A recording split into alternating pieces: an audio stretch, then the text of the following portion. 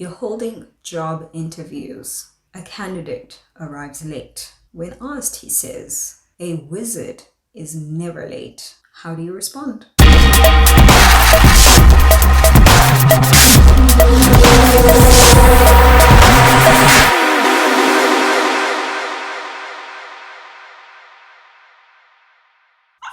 Let's hear what the responses are. Someone would politely laugh and then note on paper -5 late and a nerd. Oh my gosh.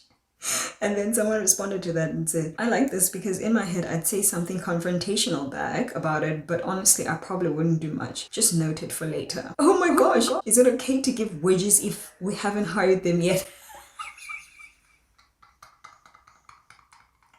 That is so mean. What sort of wizard actually wants to work at Applebee's? So is that your business, Applebee's? Or is that where you work and you just like hired to hire other people? And then someone said, "I'd laugh that one off and start the interview." It also depends on how late you're talking about though. Like 5 minutes late is not a huge deal.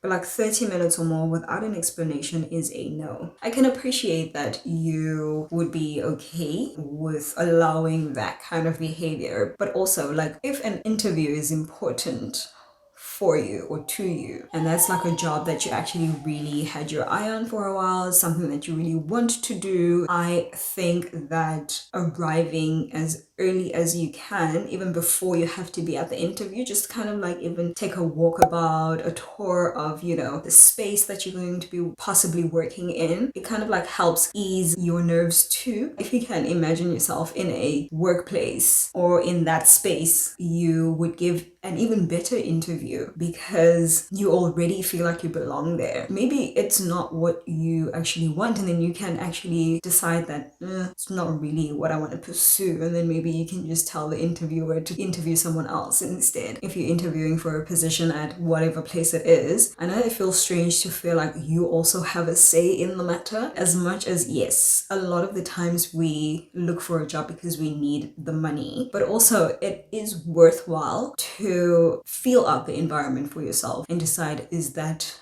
also somewhere where you want to choose to be every day for like 5 days a week or something like that. So yes, as much as an interview is someone evaluating you for your work ethic, for the kind of impact that you would make in the company, but you are also evaluating the company and trying to understand how you fit and where you fit in, and if that is something that you can do long term, etc., etc.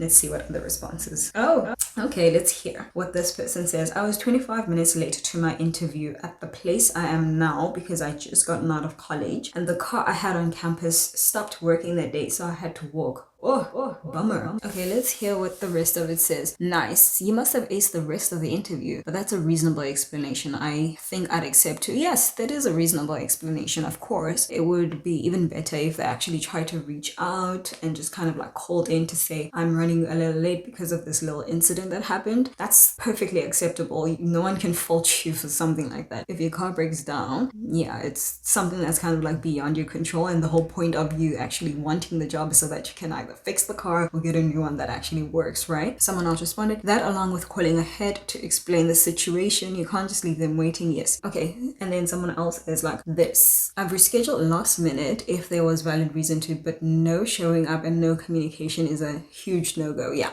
definitely. He or she responds, "Well, he didn't want to hire me, but the assistant, who is now a GM, figured since I walked myself over there and was okay with long hours and low pay, it'd be stupid not to hire me. I'm now de facto GM 2 years later, so it worked out." Wow.